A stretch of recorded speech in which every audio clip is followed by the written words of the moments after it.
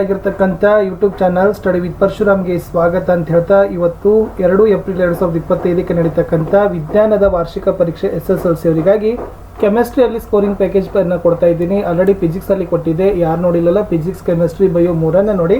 ಖಂಡಿತವಾಗಿ ಇಲ್ಲಿಂದ ಪ್ರಶ್ನೆಗಳು ಕಾನ್ಸೆಪ್ಟ್ಗಳು ನಿಮಗೆ ಬಂದೇ ಬರ್ತವೆ. ಸೊ ಬಹಳಷ್ಟು ಮಾಡೆಲ್ ಕ್ವಶನ್ ಪೇಪರ್ಗಳನ್ನ, ಪಾಸಿಂಗ್ ಪ್ಯಾಕೇಜ್ಗಳನ್ನ, ಫಿಕ್ಸ್ ಕ್ವಶನ್ಸ್ಗಳನ್ನ ಎಲ್ಲವನ್ನು ಕೊಡ್ತಾ ಇದ್ದೀವಿ. ವಿಡಿಯೋದ ಡಿಸ್ಕ್ರಿಪ್ಷನ್ ಬಾಕ್ಸ್ನಲ್ಲಿ ಸಹಿತ ನಾನು ಒಂದು SSLC science passing and scoring package 2025 ಅಂತಲೇ ಒಂದು ಪ್ಲೇಲಿಸ್ಟ್ ಲಿಂಕ್ ಇದೆ, ಅದನ್ನು ಹೋಗಿ ಒತ್ತಿದ್ರೆ ತಾವೆಲ್ಲ ಯೂಸ್ಫುಲ್ ವಿಡಿಯೋಗಳನ್ನು ನೋಡ್ತೀರಿ.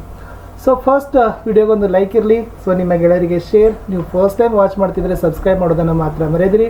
ನಮ್ಮದೇ ವಾಟ್ಸಪ್ ಗ್ರೂಪ್ ಅದ, ನೆಕ್ಸ್ಟ್ ಟೆಲಿಗ್ರಾಮ್ ಗ್ರೂಪ್ ಅದ, ಲಿಂಕ್ ಕೊಡ್ತೀನಿ, ಅವುಗಳಿಗೆ ಜಾಯ್ನ್ ಆದರೆ ಈ PDF ಅಲ್ಲಿ ಶೇರ್ ಮಾಡ್ತಾರೆ. ಸೊ ಫಸ್ಟ್ 4 ಡಯಾಗ್ರಾಮ್ಗಳನ್ನು ಕೆಮಿಸ್ಟ್ರಿಯಲ್ಲಿದೆ, 2 ಅಂತಲೂ ಕೂಡ ಫಿಕ್ಸ್ ಆಗಿ ಬರ್ತಾವೆ. ನೀರಿನ ವಿದ್ಯುತ್ ವಿಭಜನೆ, ಸಾರರಿಕ್ತ ಸಲ್ಫೂರಿಕ್ ಆಮ್ಲದೊಂದಿಗೆ ಸತುವಿನ ವರ್ತನೆ, ತಾಮ್ರದ ವಿದ್ಯುತ್ ವಿಭಜನೆಯ ಶುದ್ಧೀಕರಣ, ಲೋಹದ ಮೇಲೆ ಹಬೆಯ ವರ್ತನೆ. ಇಷ್ಟು 4 ಕೂಡ ನೀಟಾಗಿ ಬಿಡಿಸ್ಕೊಂಡು ಪ್ರತಿಯೊಂದು ಭಾಗವನ್ನು ಗುರುತಿಸಿದರೆ ಸೊ ಖಂಡಿತವಾಗಿ ಸ್ನೇಹಿತರೆ 3 ಅಥವಾ 2 ಅಂಕಗಳನ್ನು ಖಂಡಿತವಾಗಿ ಪಡಿತೀರಿ. ಪ್ರಾಕ್ಟೀಸ್ ಮಾಡಿ. 4 ಚಿತ್ರಗಳು: ನೀರಿನ ವಿದ್ಯುತ್ ವಿಭಜನೆ, ಸಾರರಿಕ್ತ ಸಲ್ಫೂರಿಕ್ ಆಮ್ಲದೊಂದಿಗೆ ಸತುವಿನ ವರ್ತನೆ, ತಾಮ್ರದ ವಿದ್ಯುತ್ ವಿಭಜನೆಯ ಶುದ್ಧೀಕರಣ, ಜೊತೆಗೆ ಲೋಹದ ಮೇಲೆ ಹಬೆಯ ವರ್ತನೆ. ಪ್ರಶ್ನೋತ್ತರಗಳಿಗೆ ಹೋಗೋಣ. ಫಸ್ಟ್ ರಾಸಾಯನಿಕ ಕ್ರಿಯೆ ಮತ್ತು ಸಮೀಕರಣಗಳು. ಫಸ್ಟ್ ಕರ್ತಕ್ಕಂಥದ್ದೇ ಪ್ರಶ್ನೆ, ರಾಸಾಯನಿಕ ಕ್ರಿಯೆ ಅಂದರೆ ಏನು? ಇಲ್ಲಿ ಪ್ರತಿವರ್ತಕಗಳು ಪ್ರತಿವರ್ತಿಸಿ ಹೊಸ ಉತ್ಪನ್ನಗಳನ್ನು ಬಿಡುಗಡೆ ಮಾಡೋ ಕ್ರಿಯೆಯನ್ನು ನಾವು ರಾಸಾಯನಿಕ ಕ್ರಿಯೆ ಅಂತ ಕರಿತೀವಿ. ಅಂದರೆ ಈ ಕ್ರಿಯೆ ನಡೆದಾಗ ನಮಗೆ 5 ಥರದ ಬದಲಾವಣೆಗಳನ್ನು ನೋಡ್ತೀವಿ. ಹೊಸ ಉತ್ಪನ್ನಗಳು ಉಂಟಾಗ್ತಾವ, ರಾಸಾಯನಿಕ ಸ್ಥಿತಿ ಬದಲಾವಣೆ, ಅನಿಲ ಅಥವಾ ಪ್ರಕ್ಷೇಪಣದ ಬಿಡುಗಡೆ, ತಾಪ ಬದಲಾವಣೆ, ಬಣ್ಣ ಮತ್ತು ವಾಸನೆಯಲ್ಲಿನ ಬದಲಾವಣೆ.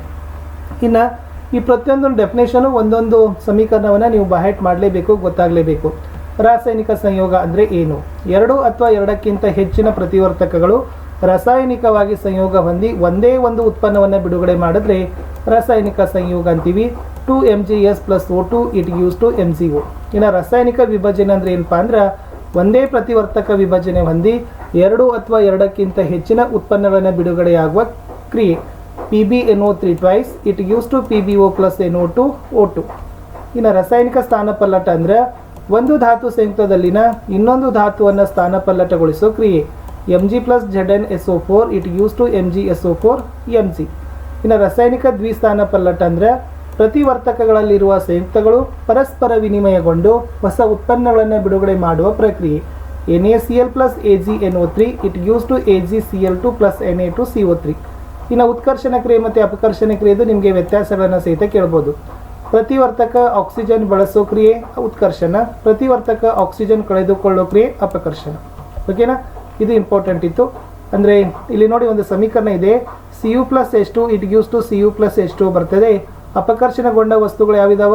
Cu + CO ನೆನಪಿರಲಿ. H2 ಮತ್ತು H2ಗಳೇನು ಉತ್ಕರ್ಷಣಗೊಂಡಿರೋ ವಸ್ತುಗಳು. ಸೊ ಇದು ನಿಮಗೆ ಗೊತ್ತಾಗ್ತಂದ್ರೆ ನೀವು ಖಂಡಿತವಾಗಿ ನಿಮ್ಮ ಪರೀಕ್ಷೆಯಲ್ಲೂ ಕೂಡ ಈ ಥರದ ಪ್ರಶ್ನೆ ಬಂದರೆ ಬರಿತೀರಿ. ಇನ್ನು ನಶಿಸುವಿಕೆ ಅಂದರೆ ಏನು ನೋಡ್ಕೊಡ್ರಿ. ಕೆಲವು ಲೋಹೀಯ ವಸ್ತುಗಳು ತಮ್ಮ ಸುತ್ತಮುತ್ತಲಿನ ತೇವ ಮತ್ತು ಆಮ್ಲಗಳೊಂದಿಗೆ ವರ್ತಿಸಿ ಕ್ರಮೇಣವಾಗಿ ಹೊಳಪನ್ನು ಕಳೆದುಕೊಂಡು ಸವೆದು ಹೋಗೋ ಕ್ರಿಯೆಯನ್ನು ನಾವೇನಂತೀವಿ? ನಶಿಸುವಿಕೆ ಅಂತ ಕರಿತೀವಿ. ಇನ್ನು ಮುಂದೆ ಈ ನಶಿಸುವಿಕೆ ತಡೆಯಲಿಕ್ಕೆ ನಾವೇನು ಮಾಡಬೇಕು? ಗ್ರೀಸ್ ಹಚ್ಚೋದು, ಬಣ್ಣ ಹಚ್ಚೋದು, ಸತ್ವಿನ ಲೇಪನವನ್ನು ಮಾಡೋದು. ಉದಾಹರಣೆ ಕಬ್ಬಿಣದ ತುಕ್ಕು ಹಿಡಿಯೋದನ್ನು ರಕ್ಷಣೆ ಮಾಡೋಕೆ. ಇನ್ನು ಕುಮುಟುವಿಕೆ ಅಂದರೆ ಏನು ಕೇಳ್ತಾರೆ?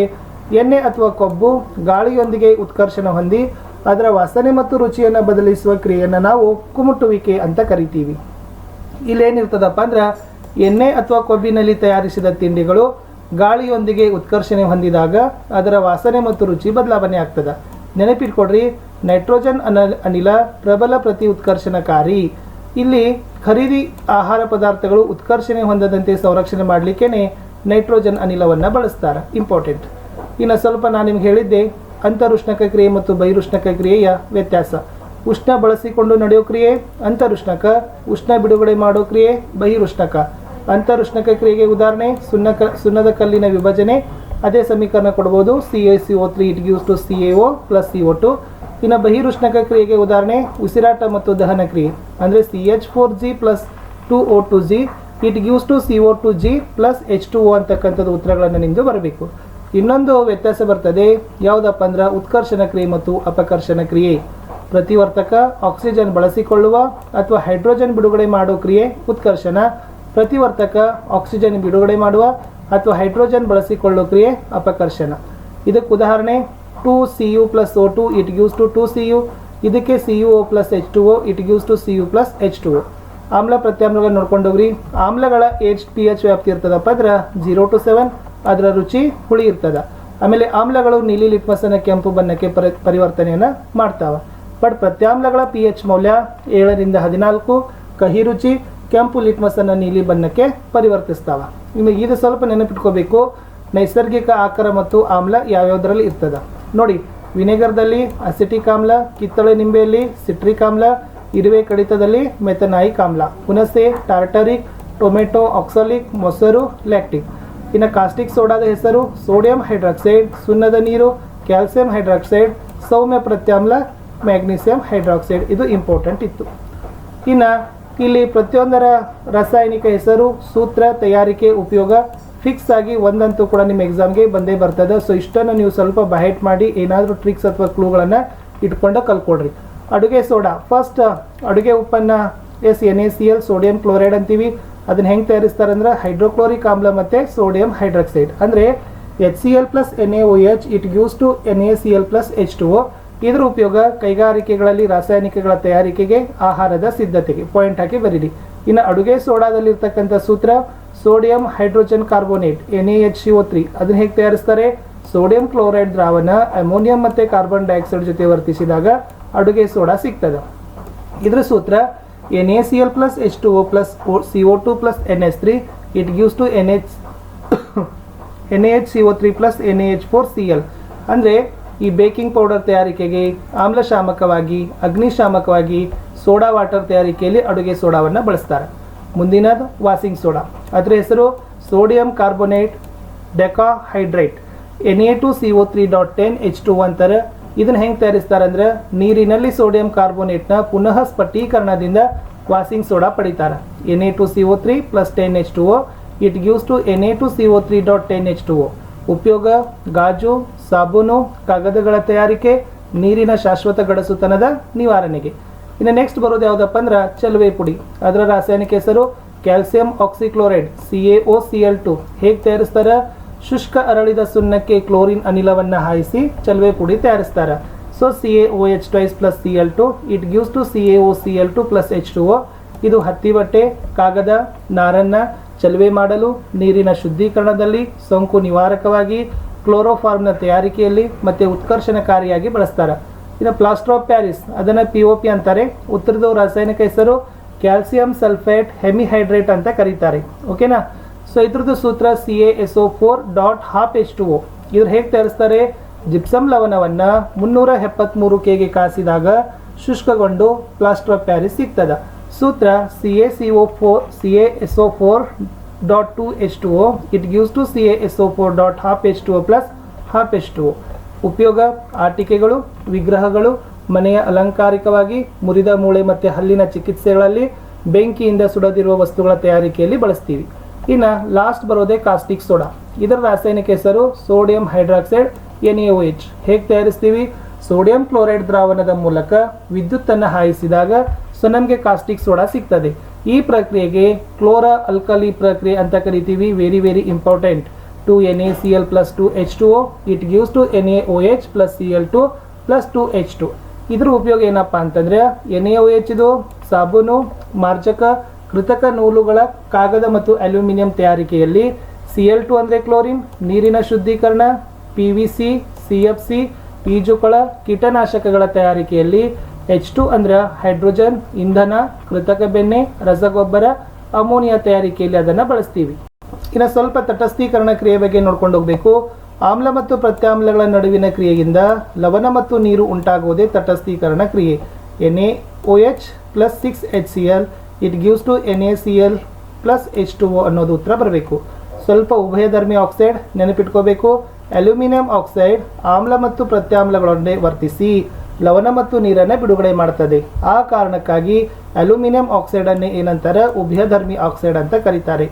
pH ಸ್ಕೇಲ್ ನೆನಪಿರಲಿ. ಸೊ pH ಮೌಲ್ಯ ಇದು ಹೈಡ್ರೋಜನ್ ಅಯಾನುಗಳ ಸಾರತೆಯನ್ನು ದ್ರಾವಣದಲ್ಲಿ ಅಳಿತದೆ. H+ ಅಯಾನುಗಳ ಸಾರತೆ ಹೆಚ್ಚಾದಂತೆ pH ಕಡಿಮೆ ಆಗ್ತದೆ. OH- ಅಯಾನುಗಳ ಸಾರತೆ ಹೆಚ್ಚಾದರೆ pH ಸಹ ಹೆಚ್ಚಾಗ್ತದೆ.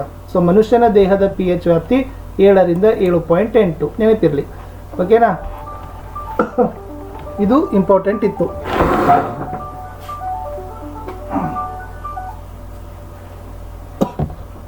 ಇನ್ನು ಪಿ ಎಚ್ ಮೌಲ್ಯ ನೋಡ್ಕೊಂಡು ಹೋಗ್ರಿ. ಸೊ ಜಠರ ರಸದ ಎಷ್ಟದ 1.2, ನಿಂಬೆ ರಸ 2.2, ಶುದ್ಧ ನೀರು 7.4, ಮೆಗ್ನೀಸಿಯದ ಹಾಲು 10, ಸೋಡಿಯಂ ಹೈಡ್ರಾಕ್ಸೈಡ್ 14 ಅಂತ ಬರ್ತದೆ. ಓಕೆನಾ? ಅಂದರೆ ಈ ಪಿ ಎಚ್ ಸ್ವಭಾವ ಏನಾಗತ್ತಪ್ಪ ಅಂದ್ರೆ 7 ಅನ್ನೋದು ತಟಸ್ಥ ಅಂತೀವಿ. ಓಕೆ, 7ರಿಂದ 0ಗೆ ಹೋದರೆ ಆಮ್ಲೀಯ ಸ್ವಭಾವ ಹೆಚ್ಚಾಗ್ತದೆ. ಅಂದರೆ ಇಲ್ಲಿ ಅಯಾನುಗಳ ಸಾರತೆ ಹೆಚ್ಚು ಬರ್ತದೆ. ಬಟ್ ಈ 7ರಿಂದ 14ಕ್ಕೆ ಹೋದರೆ ಪ್ರತ್ಯಾಮ್ಲೀಯ ಸ್ವಭಾವ ಹೆಚ್ಚಾಗ್ತದೆ. ಆಮೇಲೆ H+ ಅಯಾನುಗಳ ಸಾರತೆ ಕಡಿಮೆ ಆಗ್ತದೆ. ಇದು ಇಂಪಾರ್ಟೆಂಟ್ ಇತ್ತು. ಇನ್ನು ಪಿ ಎಚ್ ಮೌಲ್ಯ ನೋಡ್ರಿ.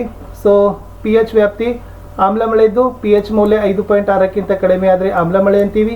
ಜಠರದ ಪಿ ಎಚ್ 1.2ಕ್ಕಿಂತ ಕಡಿಮೆ ಆದರೆ ಆಮ್ಲೀಯತೆ ಬರ್ತದೆ. ಹಲ್ಲಿನ ಸವೆತ ಬಾಯಿಯ ಪಿ ಎಚ್ ಮೌಲ್ಯ 7.5ಕ್ಕಿಂತ ಕಡಿಮೆ ಆದರೆ ಹಲ್ಲಿನ ಸವೆತ ಬರ್ತದೆ.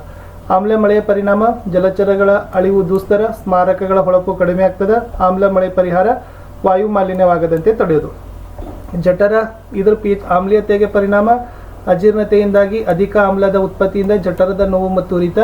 ಪರಿಹಾರ ಆಮ್ಲವನ್ನು ತಟಸ್ಥಗೊಳಿಸಲು ಮೆಗ್ನೀಸಿಯಂ ಮತ್ತು ಸೌಮ್ಯ ಪ್ರತ್ಯಾಮ್ಲಗಳನ್ನು ಬಳಕೆ ಮಾಡೋದು. ಹಲ್ಲಿನ ಸವೆತದ ಪರಿಣಾಮ ಬ್ಯಾಕ್ಟೀರಿಯಾಗಳ ಬೆಳವಣಿಗೆಯಿಂದ ಹಲ್ಲಿನ ಎನಮಾಲ್ ಸವೆತವಾಗ್ತದೆ. ಇದರ ಪರಿಹಾರ ಪ್ರತ್ಯಾಮ್ಲ ಟೂತ್ಪೇಸ್ಟ್ಗಳನ್ನು ಬಳಸಿ ಹೆಚ್ಚುವರಿ ಆಮ್ಲವನ್ನು ತಟಸ್ಥ ಮಾಡೋದು. ಇನ್ನು ಸ್ವಲ್ಪ ಲೋಹ ಮತ್ತು ಅಲೋಹಗಳ ವ್ಯತ್ಯಾಸ ನೋಡ್ಕೊಂಡು ಹೋಗ್ರಿ ಫ್ರೆಂಡ್ಸ್. ಸಾಮಾನ್ಯ ತಾಪದಲ್ಲಿ ಘನ, ಇವು ಸಾಮಾನ್ಯ ತಾಪದಲ್ಲಿ ಘನ, ದ್ರವ, ಅನಿಲ. ಉಷ್ಣ ಮತ್ತು ವಿದ್ಯುತ್ತಿನ ಉತ್ತಮ ವಾಹಕ, ಉಷ್ಣದ ದುರ್ಬಲ ವಾಹಕ, ವಿದ್ಯುತ್ತಿನ ಅವಾಹಕ. ತನ್ನೆ ಮತ್ತು ಕುಟ್ಟೆ ಗುಣ ಇದಾವ, ತನ್ನೆ ಮತ್ತು ಕುಟ್ಟೆ ಗುಣ ಇಲ್ಲ. ಇಲೆಕ್ಟ್ರಾನ್ ದಾನಿಗಳು, ಇಲೆಕ್ಟ್ರಾನ್ ಸ್ವೀಕಾರಿಗಳು. ಅಯಾನಿಕ್ ಬಂಧ ಉಂಟು ಮಾಡ್ತದೆ, ಸಹವೆಲೆನ್ಸಿಯ ಬಂಧ ಉಂಟು ಮಾಡ್ತದೆ. ಇನ್ನು ಅಯಾನಿಕ್ ಸಂಯುಕ್ತಗಳು ಮತ್ತು ಸಹವೆಲೆನ್ಸಿಯ ಸಂಯುಕ್ತಗಳ ವ್ಯತ್ಯಾಸ. ಇವು ಏನಾಗಿರ್ತಾವಪ್ಪ ಅಂದ್ರೆ ಅಯಾನಿಕ್ ಬಂಧ ಉಂಟು ಮಾಡ್ತಾವ, ಇವು ಸಹವೆಲೆನ್ಸಿಯ ಬಂಧ ಉಂಟು ಮಾಡ್ತಾವ. ಹೆಚ್ಚಿನ ಕುದಿಯುವ ಮತ್ತು ದ್ರವಣ ಬಿಂದು ಇದಾವ, ಇವು ಕಡಿಮೆ ಕುದಿಯುವ ಮತ್ತು ದ್ರವಣ ಬಿಂದು ಅದಾವ. ನೀರಿನಲ್ಲಿ ಕರಗ್ತಾವ, ನೀರಿನಲ್ಲಿ ಕರಗೋದಿಲ್ಲ. ವಿದ್ಯುತ್ತನ್ನು ಪ್ರವಹಿಸ್ತಾವ, ವಿದ್ಯುತ್ತನ್ನು ಅವಾಹಕಗಳು ಅಂತ ಬರೆದ್ರೆ ಸಾಕು. ಸ್ವಲ್ಪ ಅತ್ಯಂತ ಕ್ರಿಯಾಶೀಲ, ಮಧ್ಯಮ ಕ್ರಿಯಾಶೀಲ, ಕಡಿಮೆ ಕ್ರಿಯಾಶೀಲ, ಇದನ್ನು ಬ್ಯಾಹೆಟ್ ಮಾಡ್ರಿ. ಅತ್ಯಂತ ಕ್ರಿಯಾಶೀಲ potassium, sodium, calcium, magnesium, aluminium ವಿದ್ಯುತ್ ವಿಭಜನೆ ಮೂಲಕ ಉದ್ಧರಿಸ್ತಾರೆ. ಸೊ ಈ ಸರಣಿ ನೆನಪಿಟ್ಕೊಡ್ರಿ ಏರಿಕೆ ಕ್ರಮ.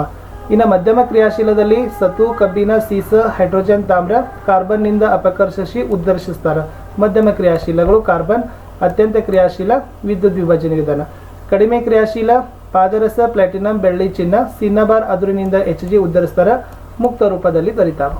ಇನ್ನು ಮೇನ್ ಇಂಪಾರ್ಟೆಂಟ್ ಏನಪ್ಪ ಅಂದ್ರೆ ಕಾಸುವಿಕೆ ಅಂದರೆ ಏನು? ಈ ಕಾರ್ಬೋನೇಟ್ ಅದುರುಗಳನ್ನು ಆಕ್ಸೈಡ್ಗಳಾಗಿ ಪರಿವರ್ತಿಸಲು ಕಡಿಮೆ ಗಾಳಿಯಲ್ಲಿ ಹೆಚ್ಚಿನ ಉಷ್ಣತೆಯೊಂದಿಗೆ ಕಾಸುವ ಪ್ರಕ್ರಿಯೆ ಕಾಸುವಿಕೆ. ಈ ಸತುವಿನ ಕಾರ್ಬೋನೇಟ್ ಅದುರನ್ನು ಕಾಸಿದಾಗ ಸತುವಿನ ಆಕ್ಸೈಡ್ ಸಿಗ್ತದೆ. ZnCO3 it gives to ZnO+CO2. ಇನ್ನು ಹುರಿಯುವಿಕೆ ಸಲ್ಫೈಡ್ ಅದುರುಗಳನ್ನು ಆಕ್ಸೈಡ್ಗಳಾಗಿ ಪರಿವರ್ತಿಸಲು ಹೆಚ್ಚಿನ ಗಾಳಿಯಲ್ಲಿ ಹೆಚ್ಚಿನ ಉಷ್ಣತೆಯೊಂದಿಗೆ ಕಾಸುವ ಪ್ರಕ್ರಿಯೆ ಹುರಿಯುವಿಕೆ. ಸೊ ಇದು ಸತುವಿನ ಸಲ್ಫೈಡ್ ಅದರನ್ನು ಹುರಿದಾಗ ಸತುವಿನ ಆಕ್ಸೈಡ್ ಸಿಗ್ತದೆ. ಅಂದರೆ 2ZnS+3O2 it gives to 2ZnO+2SO2. ಮಿಶ್ರ ಲೋಹಗಳಂದ್ರೆ ಲೋಹಗಳ ಅಥವಾ ಲೋಹ ಅಲೋಹಗಳ ಸಮಾಂಗ್ಯ ಮಿಶ್ರಣವನ್ನು ನಾವು ಮಿಶ್ರಲೋಹ ಅಂತೀವಿ. ಏನು ಮಿಶ್ರ ಲೋಹಗಳ ಅಗತ್ಯತೆ ಅಂದ್ರೆ ಈ ಲೋಹಗಳನ್ನು ಶುದ್ಧ ರೂಪದಲ್ಲಿ ಬಳಸಲು ಸಾಧ್ಯವಿಲ್ಲ. ಸೊ ಹೀಗಾಗಿ ಆ ಲೋಹಗಳಿಂದ ಮಿಶ್ರ ಲೋಹಗಳು ನಶಿಸ್ತವೆ ಅನ್ನೋದನ್ನು ಗೊತ್ತಿರಲಿ. ಸೊ ಲೋಹ ಗಾಳಿ, ಲೋಹಿ ಆಕ್ಸೈಡ್ ಇವೆಲ್ಲ ಏನೋ ಸಮೀಕರಣಗಳನ್ನು ನೋಡ್ಕೊಡ್ರಿ, ಇಂಪಾರ್ಟೆಂಟ್ ಇದ್ದಾವೆ, ನಿಮ್ಮ ಎಕ್ಸಾಮ್ಗೆ ಬಂದೇ ಬರ್ತಕ್ಕಂಥದ್ದು ಇದ್ದಾವೆ. ಸ್ವಲ್ಪ ಕಾರ್ಬನ್ ಸಂಯುಕ್ತಗಳಲ್ಲಿ ಸಾಮಾನ್ಯ ಸೂತ್ರ ಏನದಾವ? ಅನುಸೂತ್ರ, ಏಕಬಂಧ ಅಂದರೆ ರಚನಾ ಸೂತ್ರ, ಹೆಸರು. ಸೊ ಮಿಥೇನ್ದು CH4 ರಚನಾ ಸೂತ್ರ ನೋಡ್ಕೊಡ್ರಿ, ಅದರ ಸಾಮಾನ್ಯ ಸೂತ್ರ. ಈಥೇನ್ದು C2H6 ಇದರ ಒಂದು ರಚನಾ ಸೂತ್ರ. ಪ್ರೋಫೇನ್ C3H8 ಇದರ ಒಂದು ಸೂತ್ರ. ಸೊ ಇದು ನಿಮಗೆ ಗೊತ್ತಿರಬೇಕು.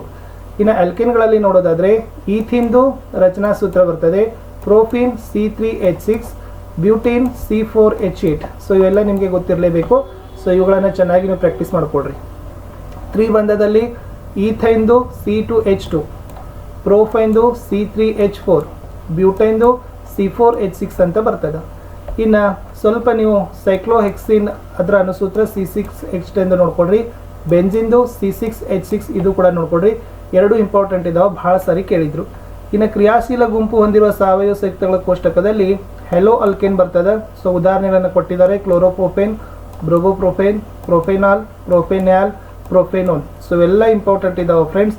ಇವೆಲ್ಲ ನೀವೇನು ಮಾಡ್ಕೋಬೇಕು? ಕಲ್ಕೊಳ್ಳೇಬೇಕು. ಎಲೆಕ್ಟ್ರಾನ್ ಚುಕ್ಕೆ ರಚನೆಗಳು: ಹೈಡ್ರೋಜನ್ ಕಲ್ಕೊಡ್ರಿ, oxygen, nitrogen, methane, ethane, ethene. So ಇವು ಕಲಿಲೇಬೇಕು ನೀವು, ಯಾಕಂದ್ರೆ ಇವು ಬಿಟ್ಟು ಬೇರೆ ಬರೋದೇ ಇಲ್ಲ. ಸೊ ಇವು ನಿಮಗೆ ಇಂಪಾರ್ಟೆಂಟ್. ಅನುರೂಪ ಶ್ರೇಣಿ ಅಂದ್ರೆ ಒಂದೇ ಸಾಮಾನ್ಯ ಅಣುಸೂತ್ರ, ಒಂದೇ ರೀತಿಯ ರಾಸಾಯನಿಕ ಗುಣಗಳನ್ನು ಹೊಂದಿರುವ ಹಾಗೂ ಅನುಕ್ರಮ ಸದಸ್ಯರ ನಡುವಿನ ವ್ಯತ್ಯಾಸ CH2 ಆಗಿರುವ ಸಂಯುಕ್ತಗಳ ವರ್ಗಕ್ಕೆ ಅನುರೂಪ ಶ್ರೇಣಿ ಅಂತೀವಿ. ಕೆಟನೀಕರಣ ಅಂದ್ರೆ ಕಾರ್ಬನ್ ತನ್ನ ಇತರ ಪರಮಾಣುಗಳೊಂದಿಗೆ CC ಸಹವೇಲೆನ್ಸಿಯ ಬಂಧವನ್ನು ಏರ್ಪಡಿಸಿ ಬೃಹತ್ ಅಣು ಉಂಟು ಮಾಡೋದು ಅನನ್ಯ ಸಾಮರ್ಥ್ಯವೇ ಕೆಟನೀಕರಣ. ಸಮಾಂಗತೆ ಅಂದ್ರೆ ಒಂದೇ ಅಣುಸೂತ್ರ ಇರ್ತದ, ಭಿನ್ನ ಭಿನ್ನ ರಚನಾ ಸೂತ್ರಗಳನ್ನು ಹೊಂದಿರುವ ಸಾವಯವ ಸಂಯುಕ್ತಗಳನ್ನು ನಾವು ಸಮಾಂಗತೆ ಅಂತೀವಿ. ಕ್ರಿಯಾ ಗುಂಪು ಅಂದ್ರೆ ಸಂಯುಕ್ತಗಳ ವಿಶೇಷ ಗುಣಕ್ಕೆ ಕಾರಣವಾದ ಪರಮಾಣುಗಳ ಗುಂಪು ಅಥವಾ ಅಣುವಿನೊಳಗಿನ ಬಂಧಕ್ಕೆ ಕ್ರಿಯಾ ಗುಂಪು ಅಂತ ಕರಿತೀವಿ. ಆಮೇಲೆ ನಿಮಗೆ ಮೋಸ್ಟ್ ಇಂಪಾರ್ಟೆಂಟ್ ಸೋಡಿಯಂ ಕ್ಲೋರೈಡ್ದು ಆಮೇಲೆ ಮೆಗ್ನೀಸಿಯಂ ಕ್ಲೋರೈಡ್ದು ಅಯಾನಿಕ್ ಬಂಧ ಹೇಗೆ ಉಂಟಾಗ್ತದೆ ಸ್ವಲ್ಪ ಚೆನ್ನಾಗಿ ನೀಟಾಗಿ ನೋಡ್ಕೊಡ್ರಿ. ಇನ್ನು ಕಾರ್ಬನ್ ಪರಮಾಣು C4- ಅನ್ಅಯಾನ್ ಮತ್ತು C4 ಕೆಟಾನ್ ಉಂಟು ಮಾಡೋದಿಲ್ಲ, ಏಕೆ ಬರ್ಬೋದು ಕಾರಣ ಕೊಡಲಿಕ್ಕೆ ಅಯಾನಿಕ್ ಸಂಯುಕ್ತಗಳು ಘನಸ್ಥಿತಿಯಲ್ಲಿದ್ದಾಗ ವಿದ್ಯುತ್ ವಾಹಕಗಳು, ದ್ರವಿಸಿದ ಸ್ಥಿತಿಯಲ್ಲಿದ್ದಾಗ ಒಳ್ಳೆಯ ವಾಹಕಗಳು, ಚಿನ್ನದ ಆಭರಣಗಳ ತಯಾರಿಕೆಯಲ್ಲಿ ಬಳಸೋದು, ಬೆಳ್ಳಿ ಪಾತ್ರೆಗಳನ್ನ ಗಾಳಿ ತಿರುಗಿಟ್ಟಾಗ ಕಪ್ಪಾಗೋದು, ನಿಕ್ಕೇಲನ್ನ ಗಿಟಾರ್ನ ತಂತಿಗಳಲ್ಲಿ ಬಳಸೋದು ಇಂಪಾರ್ಟೆಂಟ್. ಚಿಪ್ಸ್ ತಯಾರಕರು ಪೊಟ್ಟಣದೊಳಗೆ ನೈಟ್ರೋಜನ್ ಅನಿಲವನ್ನು ಹೇಗೆ ಹಾಸ್ತಾರೆ, ಇದು ಇಂಪಾರ್ಟೆಂಟ್ ಅದ. ಇನ್ನು ಪ್ರಕ್ಷೇಪಣ ಕ್ರಿಯೆ ಭಾಳ ಸಲ ಕೇಳಿದಾರ. ನೀರಿನ ವಿದ್ಯುತ್ ವಿಭಜನೆ ಕ್ರಿಯೆಯಲ್ಲಿ ಕ್ಯಾಥೋಡ್ ಆ್ಯನೋಡ್ ಸಂಗ್ರಹ ಅನಿಲಗಳನ್ನು ಹೆಸರಿಸಬೇಕು. ಆಮೇಲೆ ತಟಸ್ಥೀಕರಣ ಕ್ರಿಯೆ 4 ಅನ್ವಯಗಳನ್ನು ನೋಡ್ಕೊಂಡು ಹೋಗ್ರಿ. ಇವೆಲ್ಲ ಏನಾದವಪ್ಪ ಅಂತಂದ್ರೆ ಅಪ್ಲೈಡ್ ಕ್ವಶನ್ಸ್ ಇದಾವೆ. ಇಷ್ಟು